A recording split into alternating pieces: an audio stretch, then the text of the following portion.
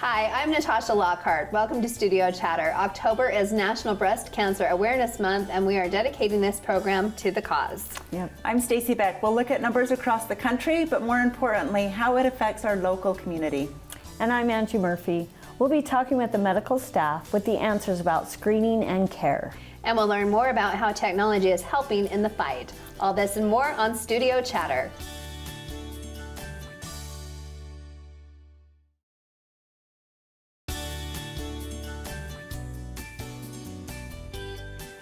Welcome to Studio Chatter. Before we get into our planned conversations for the day, we got some catching up to do. Stacy? Just take the show, Stacy. Yes, take it. Tell us where you've been. Tell us all the... Oh my gosh, deets. we are not going to sit and talk about... Just highlights. an overview. Highlights. Just Okay. a highlight. First Kristen of and all, I, tell everybody where you went. Yes. we went to Greece. So we went for 2 weeks. We went with another couple. It was a lot of fun. First of all, I don't even think it matters where you go for 2 weeks, as long as you're not home. This is true. Right? Right? Wow. Just Right? not It being looked home. amazing. And we went to Greece. We spent less than 48 hours in Athens, but we hit like the big things. The coolest things there is when you're on tours and they said this was built in 4000 BC. Right? Like, how can you comprehend that? And they took us to the Parthenon. It was built in 9 years. And it's perfectly square and to Still the there. centimeter. Like, how did Like, they how know? did they do that, On a right? mountain top. Yeah, it was just like, that kind of stuff is fascinating. I love, Me too. I love history. Greek mythology. I just got into it this summer. Okay, we need to talk, because that's kind of fun. I didn't like Did it. you bring me baby Bacchus?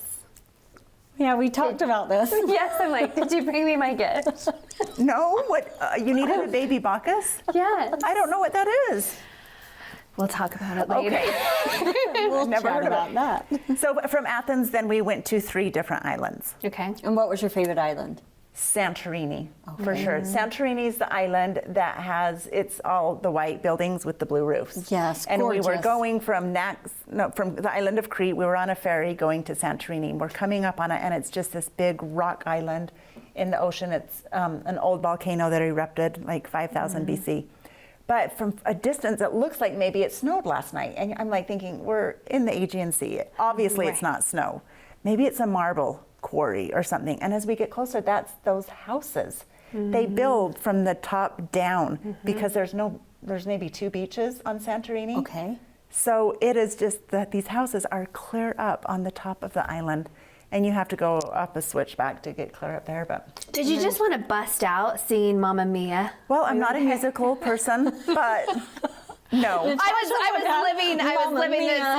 was living this fantasy, like watching all your pictures and you having your little quaint lunch, in the little alleyways. It's like a movie and, set. Right? A Oh, little it totally bit, is. right? It's Maybe very that's why I wanted surreal. to sing that. Yeah. Yeah. It looked amazing. It was fun. We did a couple really amazing hikes. We rented ATVs. We took 2 catamaran rides. We just went down through villages.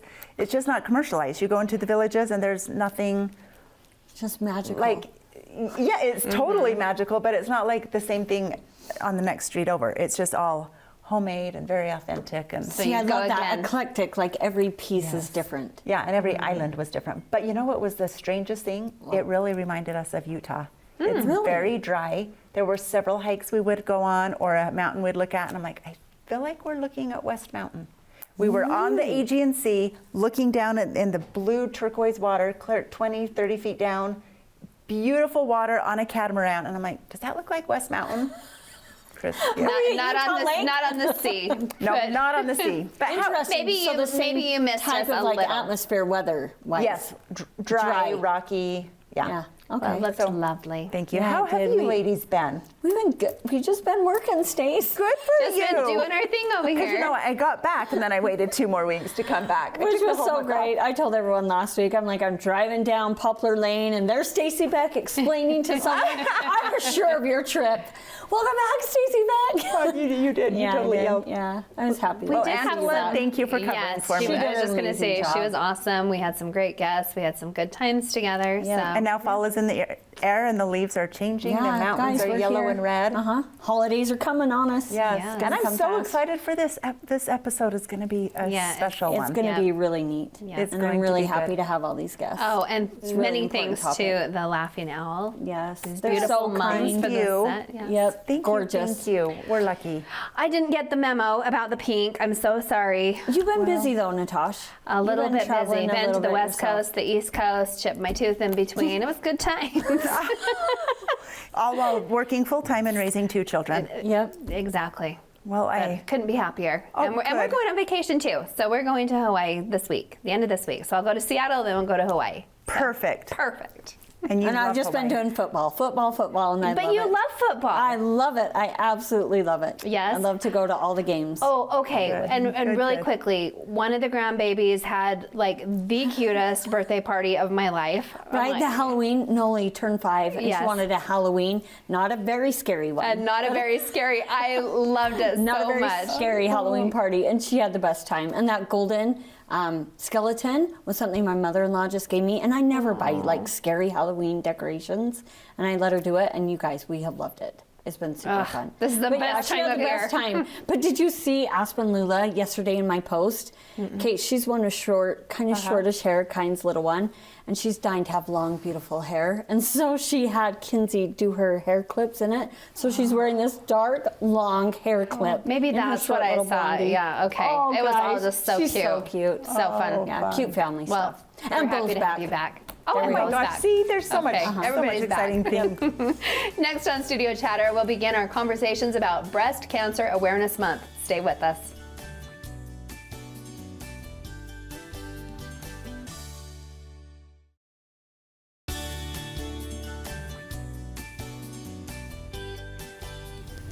Welcome back to Studio Chatter. It's probably safe to say that most families have been affected by breast cancer.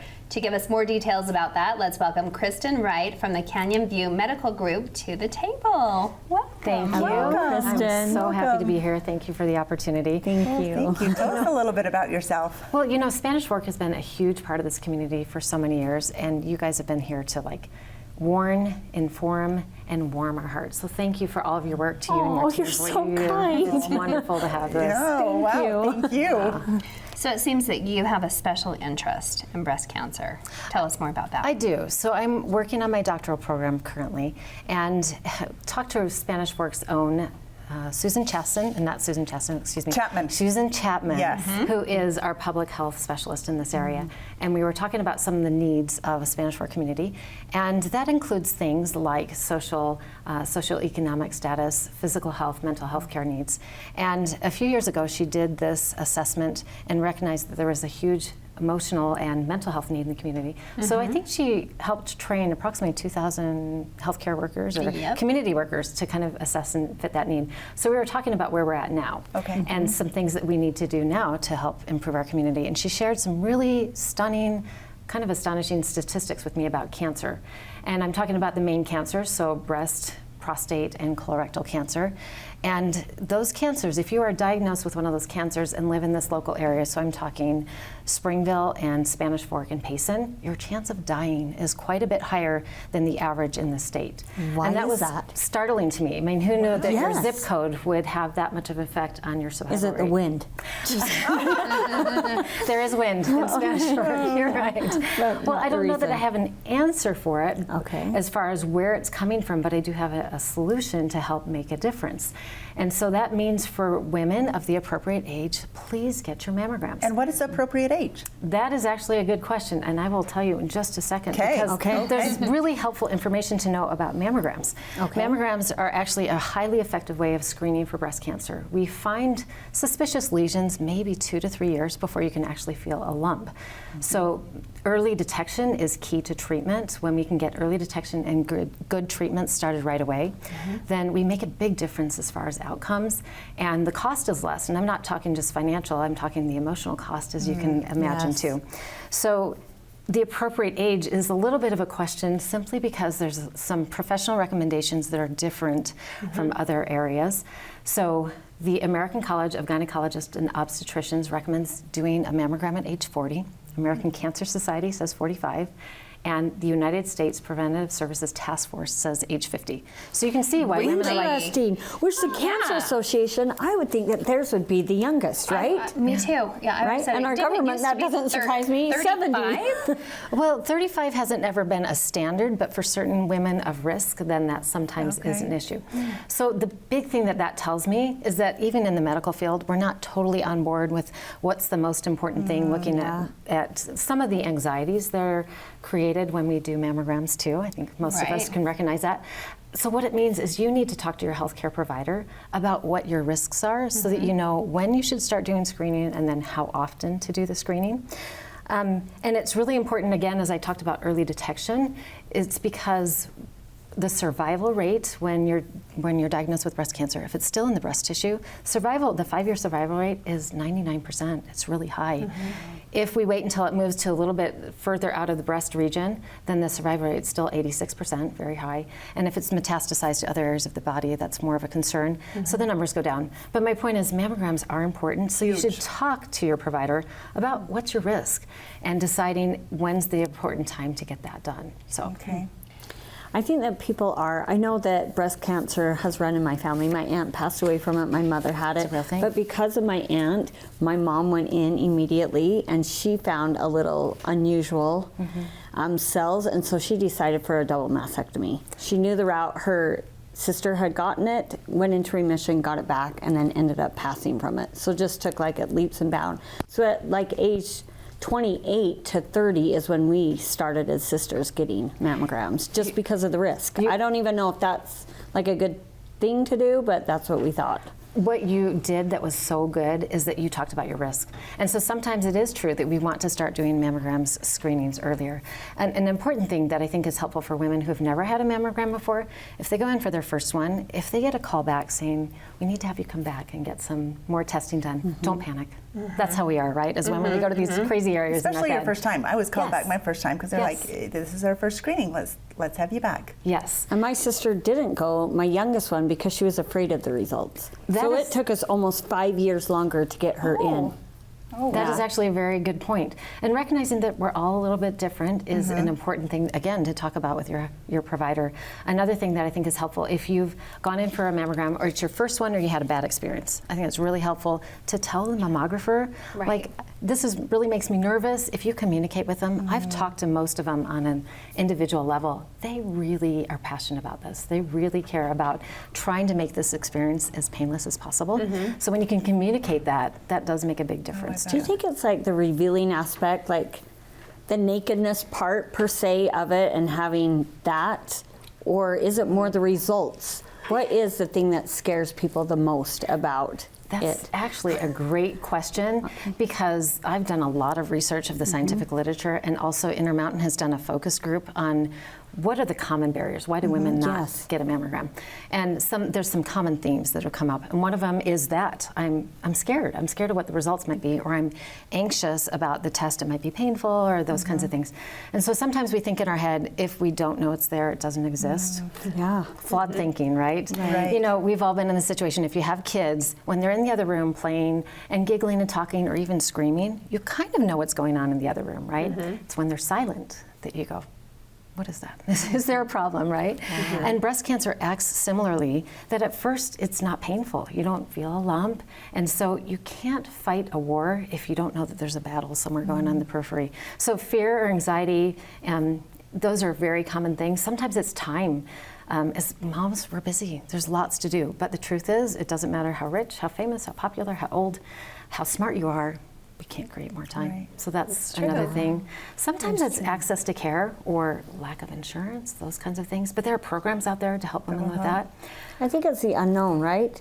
It's all those together. Like, I don't have enough time, but I'm not really at risk, and I don't really want to pay for it, so I'll just put it off for another year. Insurance pays They for it do. now. They do. And if you don't have insurance, Utah County Health Department does have money. The state has set aside money and resources for things like that too. One thing that you said that was really important, genetic factors really play a role, and that is something worth talking about all in of itself. But I do hear women say, well, it's not my family. I'm probably okay. Oh, wow. Flawed thinking again. Flawed thinking again, because 80% of women who are diagnosed with breast cancer, it's not in their family. So there are lots of reasons. And I think just being aware of that is very beneficial. So Kristen, with it being October is Breast Cancer Awareness Month, and you're at Canyon View Medical, will you tell us what you're doing there? What's your role there? And then what is Canyon View doing to this help month promote this? Yeah. Well, so I'm a nurse practitioner at Canyon View Medical. I work in women's health, that specialty area. We also have family medicine providers who are exceptional at taking care of women and families to make sure that they're up to date on their routine screenings. We also have pediatrics, which doesn't apply to this, but sports medicine also. So we try to fit all of those needs that the community has. And at Canyon View, we've really looked at our processes to say, are we screening everyone that's coming through the doors for an appointment? And we've found some ways that we can actually work a little bit harder and a little bit better. So we're trying to ask people, are you up to date on all of your routine screening? And urgent care is a different thing. Their focus is going to be a little bit different. Our care coordinators, the ones who coordinate with facilities, they're working on communicating and getting appointments quicker, because that has been a delay that we've seen. We're also working on integrating a texting system, so it's a little bit easier to communicate with patients and facilities. And a huge thing that I think that you're aware of, but if you're not, I'm going to tell you, Revere Health and Mountain View Hospital are just down the road, and Spanish Fork Hospital has been exceptional at getting people in to get their routine mammograms. So we're doing everything we can in this community to help people be aware of the issue and then get the screening. So it's really helpful that way. On that point, Spanish Fork is relatively a pretty healthy community. So what's the factor there? I am so glad you brought that up. It's been surprising that we die of cancer more often. So that's been kind of one of the big triggers. And as we talk about Spanish Fork as being a healthy place, sadly, even Utah is a pretty healthy place when you look at the whole area. Sadly, Utah, our mammography screening rate is one of the lowest in the entire nation. Our state is at the third to the lowest right now. Which is 7% lower than the entire state. We have a little bit less incidence of breast cancer, but still women in our community are dying from this. So we the word can needs do to get better. out. Yeah. We need to can do better. Yeah, we do. That's very important. I got my last mammogram there at the Spanish Fork Hospital, and so slick. Yeah. You call down there, it's just easy. They fit you in. They're so kind, so dear. I mean, I think I was in and out of there in 15 minutes the one day. It was like I went back, got dressed, and she was all ready for me. And I was like, oh, wow, let's do it. I just did mine last week. No, they give you the Me too. Whoa, we knew we were going to be held accountable. We're like, woo! I love it. Thank you for that. I have not got mine yet this year, but I'm doing January. So we'll do it then. Well, and that's important to make sure that you do it at the right time. Now, of course, if there's a problem, you don't wait that year to get it. You start looking at things in a different light, but that's really important. And as people try to decide, why am I not getting a mammogram? I tell them, write it down. Purposely write down and think about why are you not going in. And as you start to collect information, sometimes Google is helpful. It's really helpful to have people who are proactive in their healthcare, but look for sources of information. Testimonials are great because it appeals to our human nature, but if you think that denial or just blind faith and mega doses of vitamin C is going to cure breast cancer or treat it, it's really not a proven way. So looking for sources of truth is a very helpful thing too. Well, thank you for enlightening everyone. And good luck finishing your schooling. Thank you. And thank you for being such a huge integral part in our community. I love this community. I love what you guys are doing. I sincerely appreciate your help. Let's up our game on the tatas. Thank you. Thank you. Coming up next on Studio Chatter, we'll learn more about screening for breast cancer. Stay with us.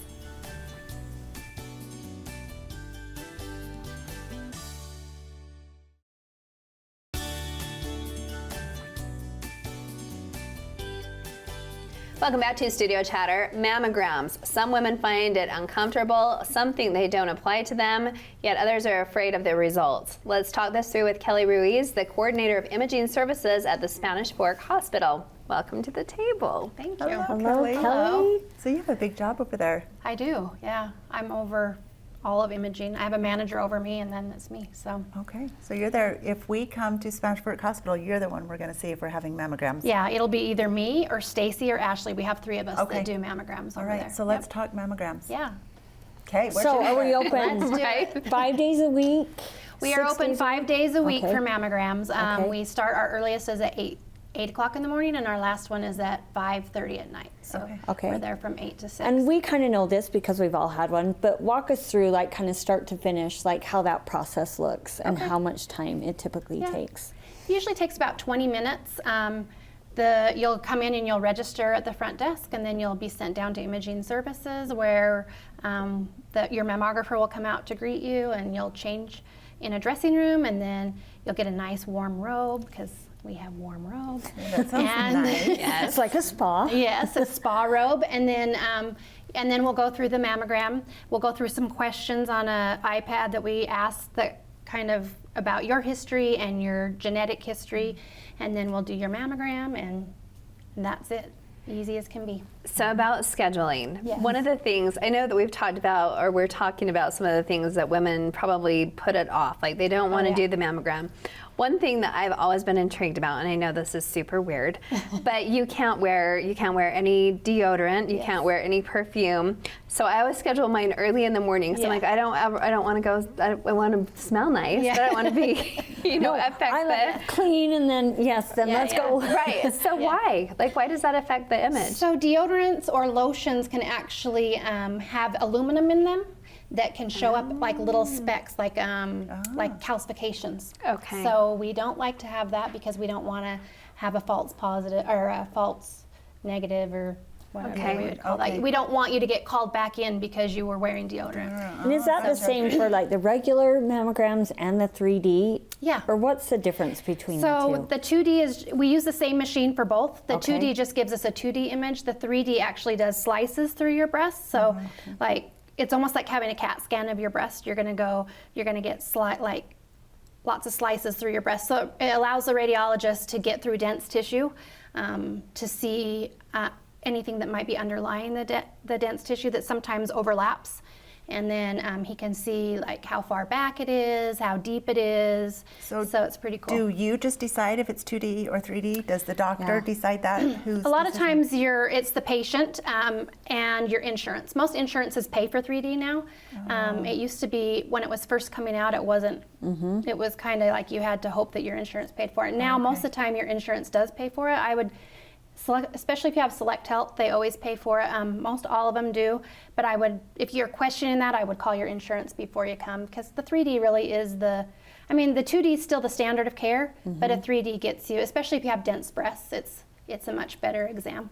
I just feel like then it should be for everyone, right? So that's a Yes. good question too, because one of the other questions you get asked, do you have implants? Yes. And that's a completely different way to screen the breast, right? Yes. So Okay. we do.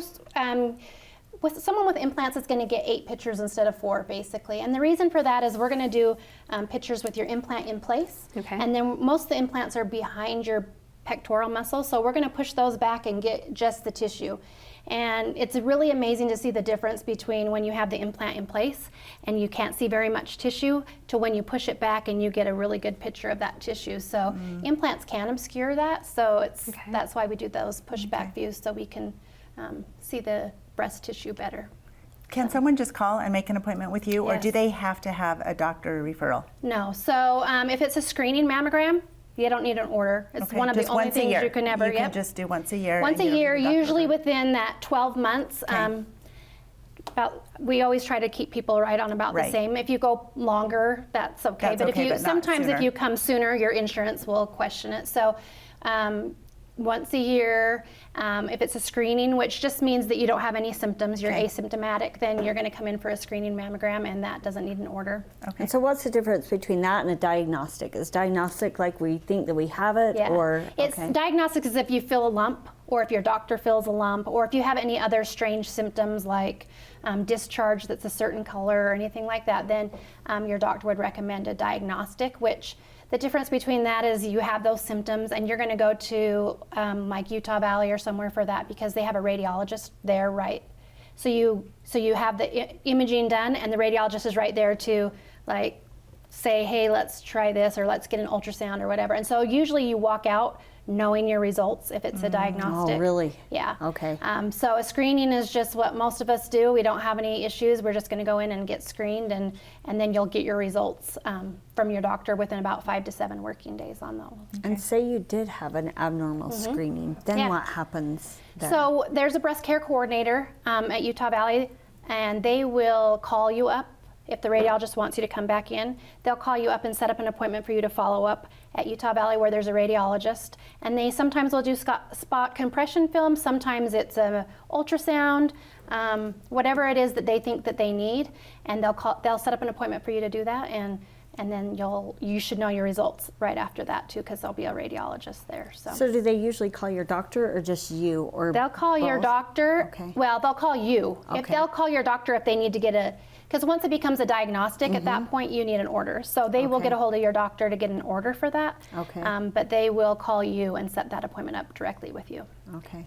So I've been called back for an ultrasound before. Yeah. So I questioned this also. I'm like, why don't they just always do an ultrasound? What is the difference? Is it the picture? What are you trying to see differently? So an ultrasound isn't very diagnostic on its own, because Okay. lots of women have cysts, and so if they were to go look at it and without a mammogram first, they're just going to be looking at your breast going, oh yeah, there's something there, and you know what I mean? Like it's just all dense tissue. So once they have a spot that they know they're going to look at and they know where it is, it's Okay. easier for the ultrasonographer to go right to that spot and show the radiologist what that is. Interesting. Yeah. Okay. Yeah. So Been there. when I started getting mammograms, they said every year. Yes. Now they're saying every 2 to 3 years. I talked to my friends, how often are you being told? Everyone's like from a year to 3 years. Yeah. So What- most all the publications, the professional societies, and the health organizations have decided that it's starting at 40 and it should be yearly. Your insurance pays for it yearly, so I always tell people if your insurance pays for it, why not have it done? Because for me, it's a safety net. Like I had it this year, there was nothing. If I have it next year and they find something, I know I've caught it early, right? So if you're having it every year, if you go every 2 to 3 years and then they find something, you might go, well, how long has it been there? Well, and I'm I now. wanna And how Sure, fast is it growing? Right. We don't know. I would like to share a quick personal story of Sure. a very close friend. She goes the first week of August every year. Yeah. Even though she was told, every 3 years. And she went in this year, 6 weeks later, so 2 weeks ago, double mastectomy. Yes. Yeah. And last year, it was totally fine. Yep. So she texted us all and said, please get in and get your mammograms. Because I'm like, if they're like 1 to 3 years, I'll do like Yeah. a year and a half, 2 years. But after Yeah. that, I'm like, No. that's too big of a risk. And, Right. and they can catch it and take care of it. Yeah. I mean, mammograms are the best screening tool we have. And if we catch it early and we treat it early, survival rates are high. So it's something that we should be doing as women, just because we want to catch things early and not have to go through a lot of that stuff. So Okay, thank you. Getting our nails done, getting our pedicures, and getting our your mammograms. yes. And size doesn't matter, right? No. Big, small, in between, Yep. it just needs to be done. Yes. Okay. And a lot of women will complain, or they think it's going to be painful, and you'll feel compression. It's going to be a little tight, but if you feel pinching or anything like that, we can readjust that. And I have a lot of women that come in for their first time, and they're like they're so nervous because they've heard such bad things about it, and then they leave going, that was easy, that wasn't hard at all. Right. I'm like, yeah, there's a lot worse things than having a mammogram, I can tell you Right. that. And the cancer Right. part of it Yeah. would be that. Right. Yeah. Yep.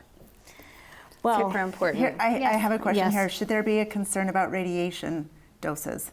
So with the 3D and with the technology that we have nowadays, we are using a pretty low dose of radiation to get a pretty high quality image. Okay. So Don't be the worried. risk outweigh the Okay. I don't think people realize that they get radiation pretty much every day of their life, right? No, so, I did not know that. Yeah. use Cell it phone. on your cell phone, right? Yes. Cell phone and microwave. We get high quality for low dose, and Don't worry about don't that. worry about it. Okay. It's more important. Just Okay. getting your annual mammogram every year is not going to be a radiation dose that is harmful to you. No. All right. Thanks so much. You're welcome. Thank you. Thank you so much. Coming up next, how is technology helping in the battle with breast cancer? Stay with us to find out.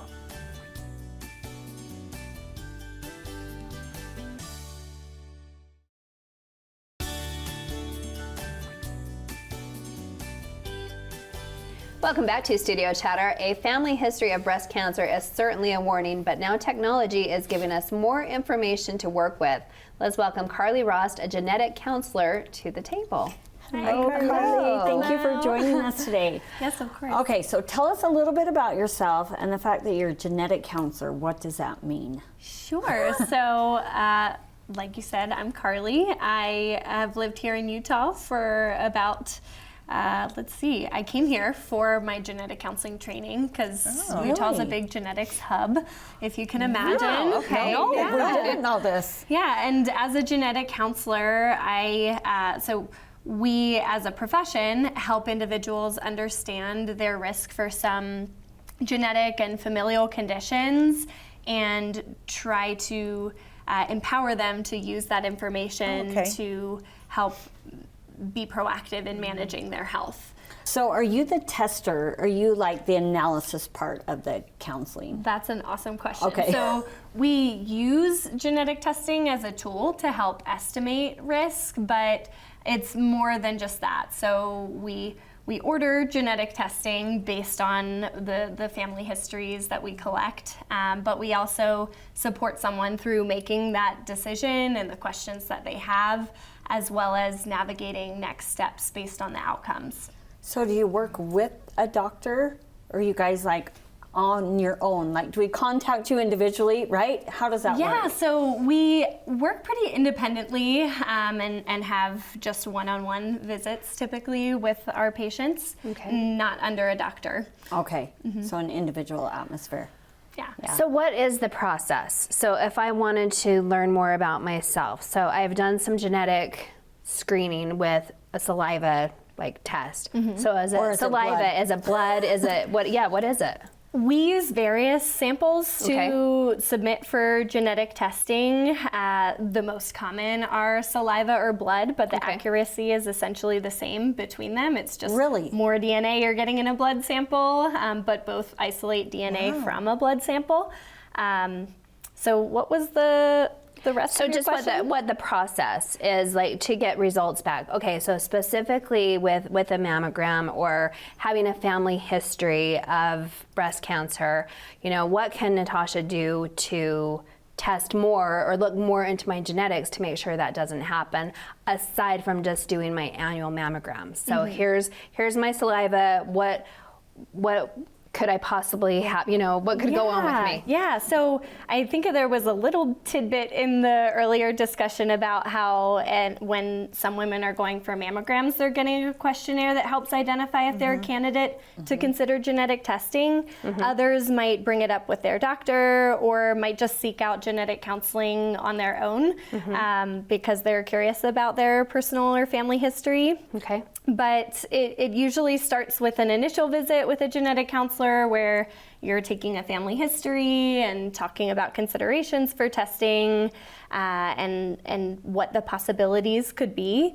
And then we order the genetic test, and there's a few week waiting period until you get results, and we review the test result and then call you with your test result and explain what it means, what you need to be worried about, but hopefully we're using this information to prevent these concerns from happening.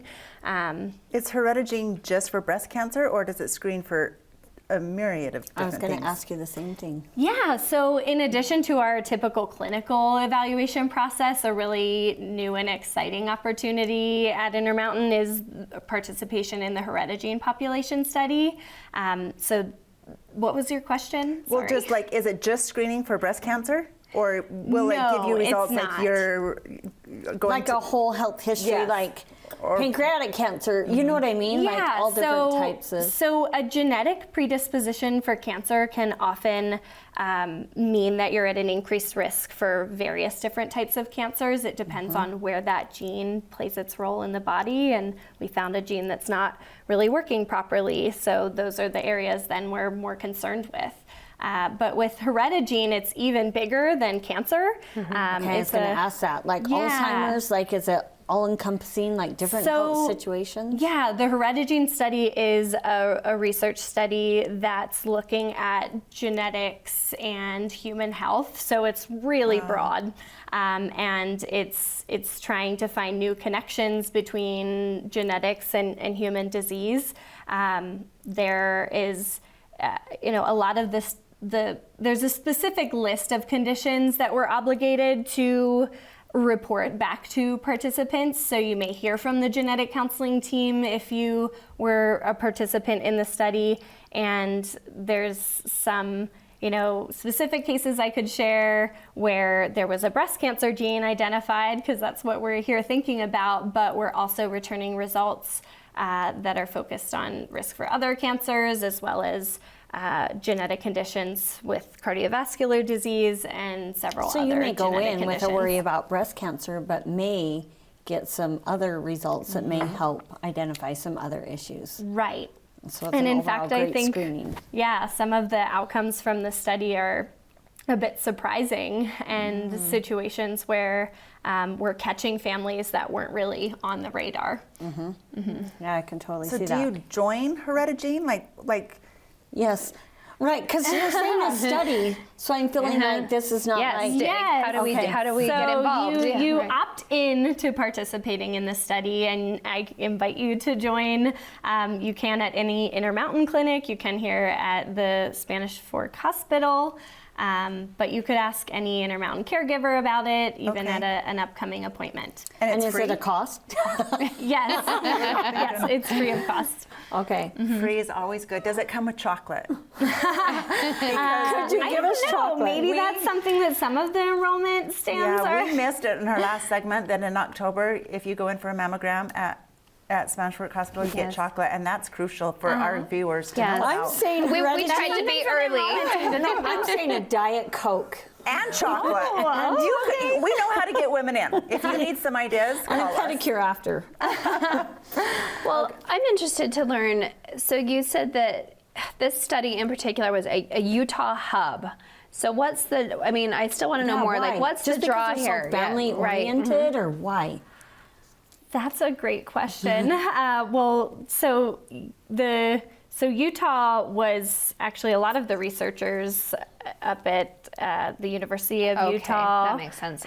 Were part of the completion of the Human Genome Project, and I think like you mentioned, a lot of the unique, I think, large families and.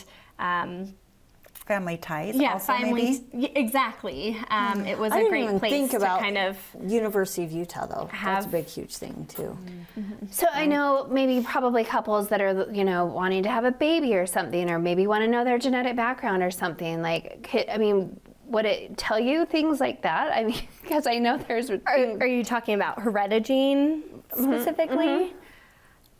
It could. So one of the things that I think is really important to note, and this was a question later, sorry, is that the turnaround time or the timing in which someone might hear about study results could be quite a while. So for some of the participants I've worked with, it's been 2 years, but for others it could be even longer.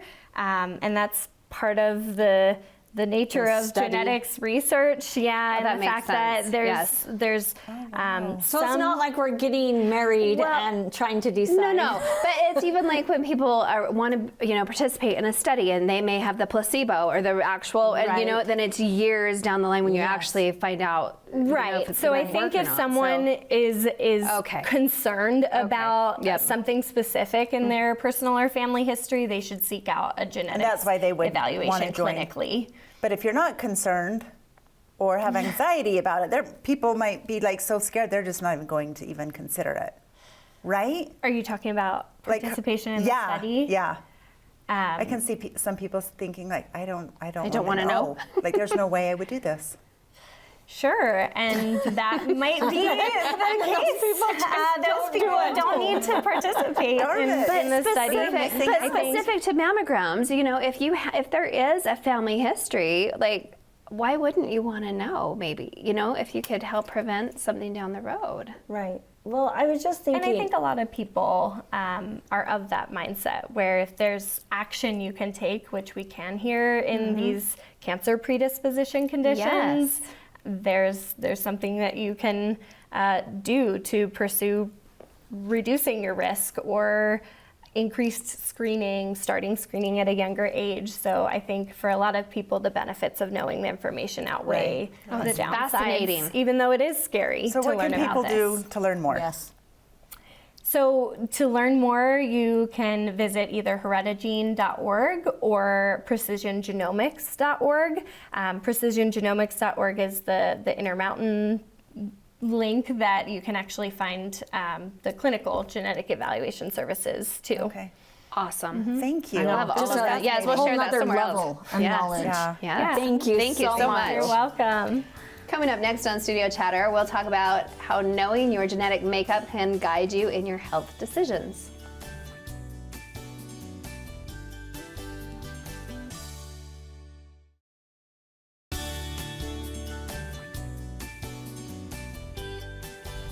Welcome back to Studio Chatter. If your mother has gone through a breast cancer experience, what does that mean to you? Let's welcome Miss Spanish Fork, Grace Ahinger, and Megan Johnson, the nurse administrator from the Spanish Fork Hospital, to the table. Welcome. Welcome, ladies. This is a fun combo. I know. Look at us. Have them both. Yeah. And now we get them together. Together. Yeah. So what brings you together to our table today? Everything breast cancer. Everything breast cancer. Women's health and breast cancer.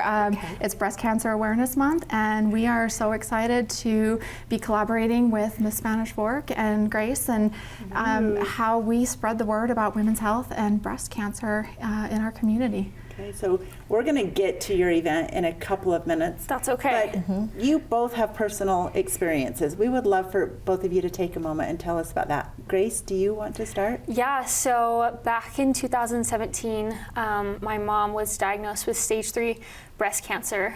She actually had breast cancer about a year before she was diagnosed. She was misdiagnosed. They told her it would go away, and it never did. In fact, it grew. And so she went in again, and it was cancer. And so she started her journey. She did everything from chemotherapy to radiation to all kinds of surgeries.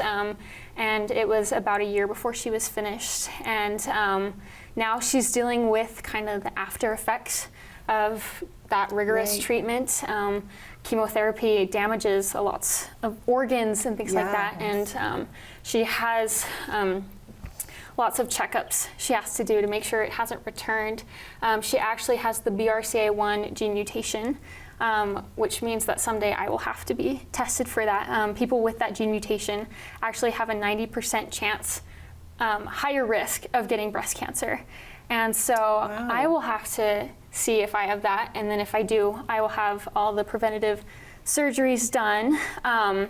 But because of her journey, I learned a lot, and I've been able to really understand that community better than I ever would have before if she had not gone through that. So I'm sorry you had to go through that, though. it's okay. It made me a better person, for sure. I've been able to do things I never thought possible. I would never say that it was a good thing that she got cancer. I would never say that. But I am here now because of it, for sure. And thankfully, a positive outcome. Yeah. Yes. What's your story? So similar to Grace, my mom was diagnosed in June of 2017 on a routine mammogram. So she had had her one the year previous, and everything was clean. She went in for this one, and they saw some spots, so they sent her in for the diagnostic screening, and she was diagnosed. She was only a stage 1, thankfully, because they caught it soon enough, and so she only had to go through radiation. She went through 3 months of radiation, and then she did have a lumpectomy and ended up at the same time going through a breast reduction. And so they were able to actually take more tissue than they really needed just to give her that reduction and grab it all. And she, this summer, was actually just cleared of all of those tests and visits. And she is on an estrogen suppressant that she will be on now for the rest of her life. But just to be able to say, you know, that she is a breast cancer survivor and that she is in remission is amazing. And I can tell you, as a nurse and the information that I do know, just how it affects you and just what it can do to your family, and just the thoughts and the trials and the emotions and everything that goes with it. It rocks your world. Right. And just like Grace said, you know, I'm a better person for it. The journey is hard and it's very emotional, but you know, I think no matter the outcome, you always come out stronger. Your family comes out stronger, and that's really what this month is about. It's about the recognition. It's about putting aside the excuses that I don't have the time, I don't have the money, I don't have, I don't want to know the diagnosis. And you know, the earlier the detection, the better the outcome. And you know, my mom was 1 year out from her mammogram. You talked in an earlier segment, you know, can you do it every 2 to 3 years? Absolutely not. I appreciate hearing this, because it's a bit frustrating when we're given a lot of different answers. You know, I'm going through a situation right now with a friend and a coworker that had her routine mammogram in May and was diagnosed with stage 4 in August. So it is a rapid and aggressive form of cancer. It's metastasized, and you don't know.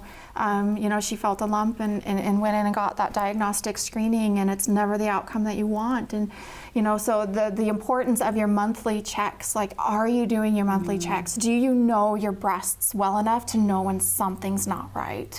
Is so important. And when you detect something, you can't be afraid to go in and do that. And if you want me to go in there with you, call Spanish Fork Hospital. I will go through the entire process. I will be there for you. I will grab that warm robe and we'll give you the V chocolates and we'll get through it together, because the chocolates make everything better. The warm robe makes everything better, but just the presence and the people that are performing those mammograms to just make it as easy and simple of a process as you can. And just to have that support, and you don't have that support, let me be your support, because it's so important to get that early screening so that we can prevent that progression. I think the knowledge is power, but the power in it is life and living. And it's okay to be ignorant, I guess, or fearful, but in the end, that may be the one that, you know, takes you. So I think with our family, because it ran historically in our family, and my aunt passed away from it. My mother, when she found out, she just went, you know, kind of dramatic, double mastectomy, like, I know this. My sister died from this, like, I'm going all in. And so with us, it's made us more aware of it as well. So I appreciate the knowledge, because before I was submissive to it. Like, I just really didn't know that it was concerning until it happened to me. And now I tell everyone, you never know who it may happen to. Absolutely. Yeah, it's just like a thief in the night. It can happen to anyone. Yeah. So what we're doing in collaboration with Grace is, how do we empower these women? Take control of your health, take control of your family and your life, and it's about the awareness. And so we are working on our first annual kind of girls' night out, and I'm gonna let Grace tell you the rest, because she's really the brains behind it all. Stop. I've had a lot of help. Stop. No, these guys are so amazing to work with. I've dreamed of doing something like this for forever, and now that I get to do it with them, it's just so exciting. But so it's a women's health fair, and it's an experience for free that women get to come and experience vendors in our community, so that they can be a healthier and happier version of themselves. We have different medical specialists coming so that women can get more educated as to how to stay healthy. We also have fun things in there, like we have Alyssa Hall Makeup Studios coming in to do makeup for those who want it. We have a permanent jewelry girl coming in. It should be so much fun, because it can be fun. We don't want this to be scary. It shouldn't be scary. It should be something that we aren't afraid of. I love that it's there at the hospital because a lot of things, like I'm scared of doing things for the first time, but then once you know, okay, I check in here, I go down this hall and this is where it is. Then the next year it's just easier. So to have this event here, if people haven't been to Spanish Fork Hospital, they're there, they're This like, is a great way to get to know it. Yeah. First step in the door. Is it an open house? Is it a limited ticket? Like, how do we go? I mean, anyone can show up. We're expecting at least 500 people around hoping. that. We're hoping. Yeah, first year. Yeah, it's our first year. We don't want to, She's aiming for the Yeah, she's going big. She's going big. is. Yeah. I would, Which is I would great. invite Kelly and hopefully that's, Also, ladies, hope for our 5 best friends. Yes. We need to listen to Yeah. Grace. Yeah. So where is it going to be at the hospital? Is it inside, outdoors? So it'll be located under a tent on the south side, so the main entrance side of the hospital. And we'll just have all of the vendors there. You know, Spanish Fork, we have our wind. It's in October, so we'll be saying some prayers for good weather. It'll go from 6 to 8, and anybody can come and go. Gift bags, free swag, and just learn a little bit more about the hospital, about women's health, Utah County Health Department. You know, we talk about mental health resources, just a lot of information to help our community be more proactive, right? And to get a good handle on our own health, because a healthy community is just, it thrives so much more than, and we have a lot of health disparities, and you know, we do see more of a rural and access to care can be an issue for people, and so we just want to make sure that they know that, you know, cost and access, it should never be a worry. Love it. is gonna be Love fun. the idea. Yes. Thank you. Thank you. Good. Yep. Grab I the expect ladies, to see you. grab the blankets, grab some cider, and head out. Right? Grab your blanket. Yes. Grab your blanket. Yes. There's more studio chatter coming up.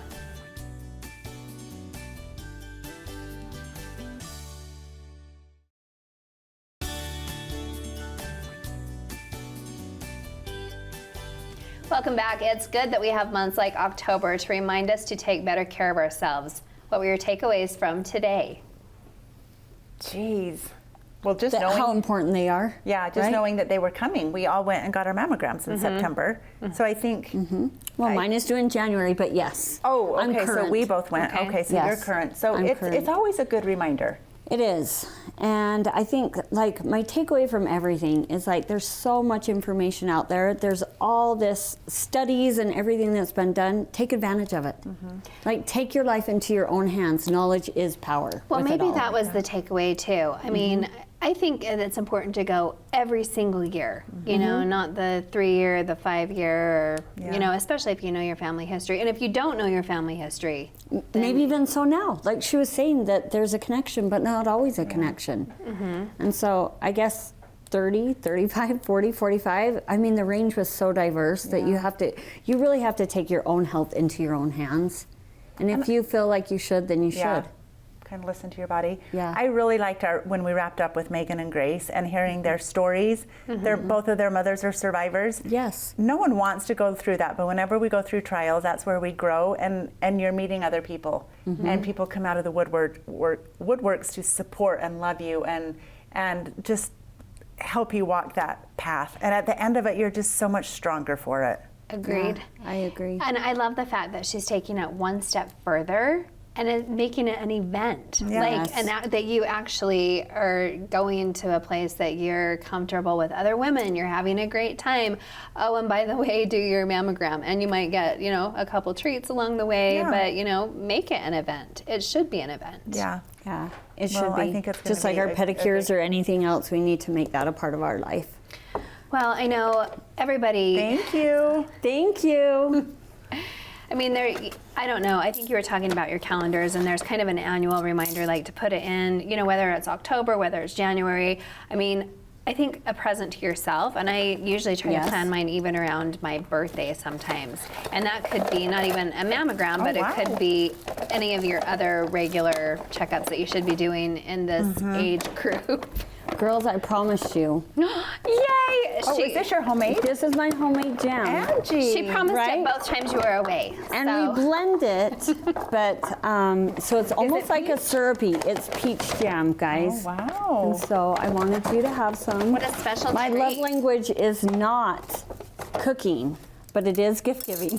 So it's in a gift bag. Okay, perfect segue.